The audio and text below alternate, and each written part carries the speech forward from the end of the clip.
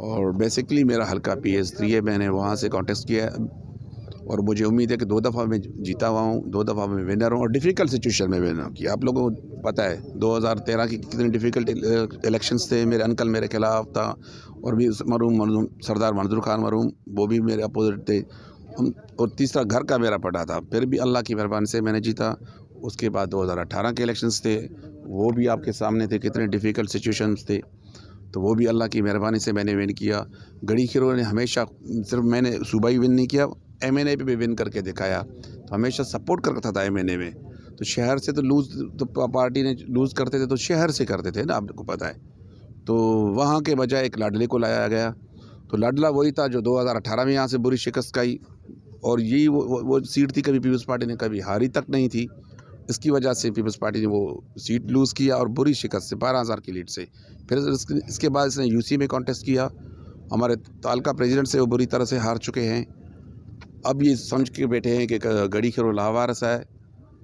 इनसे पूछो कभी 10 साल में कभी गढ़ी खीरों गए हो? आपको कभी कोरोना में आप गढ़ी खीरों में नज़र आप आए थे? फ्लड में आप गढ़ी खीरों में नज़र आए थे? बारिशों में आप गढ़ी खीरों में कभी गए थे? कभी राशन के दौर में आपने गढ़ी खीरों को एक बोरी तक बेचा है? बस ऐसे टिकट लेना आसानी नहीं होता। यही टिकट इसको 2018 में भी था, तो लोग तो बादशाहूर है, लोगों ने इसको रिजेक्ट किया था। इंशाल्लाह 2024 में भी इसको लोग रिजेक्ट करेंगे। गढ़ी खीरों वाहिद तालुका है जैकाबाद का जो बैकवर्ड तालुका था। गढ़ी खीरों में अब मैं बताऊँ, जैकबाबाद में कायदे अवाम यूनिवर्सिटी कैंपस नहीं है, गढ़ी खीरों वो अप्रूव हो चुका है। रिकॉर्ड की मैं बता रहा हूँ। गढ़ी खीरों का देर नहीं मुतालबा था स्वीट वाटर का, वो अल्हम्दुलिल्लाह वो अप्रूव हो चुका है, पाइपलाइन में है। गढ़ी खीरों में बाईपास का इशू था, वो हमें बाईपास बन चुका है, मगर उसका काम इस वजह से रह चुका है कि उसका जो कॉन्ट्रैक्टर था वो नए में उसका मैटर चल रहा था। गढ़ी खीरों में बस टर्मिनल अल्हम्दुलिल्लाह हमने दिया है। गढ़ी खीरों में बच्चों को पढ़ने के लिए लाइब्रेरी नहीं था, लाइब्रेरी अल्हम्दुलिल्लाह वहाँ बन चुका है।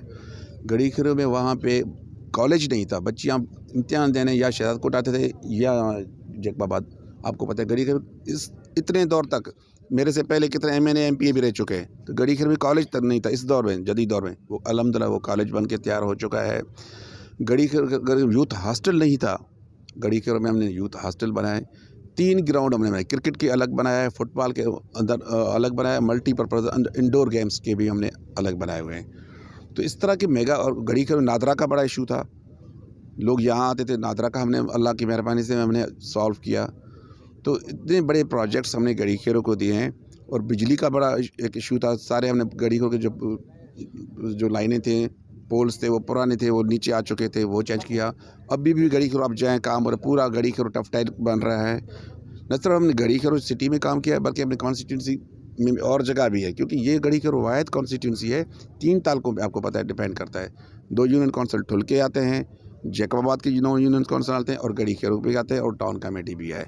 ये तो अभी पैराशूट्स में पीपल्स पार्टी में आए और इसको बाई इलेक्शन में टिकट मिला, MPA बना, फिर भी इसने क्या काम किया? सोलर लाइट इसको मिले थे, इसने अपने घर पे लगाया।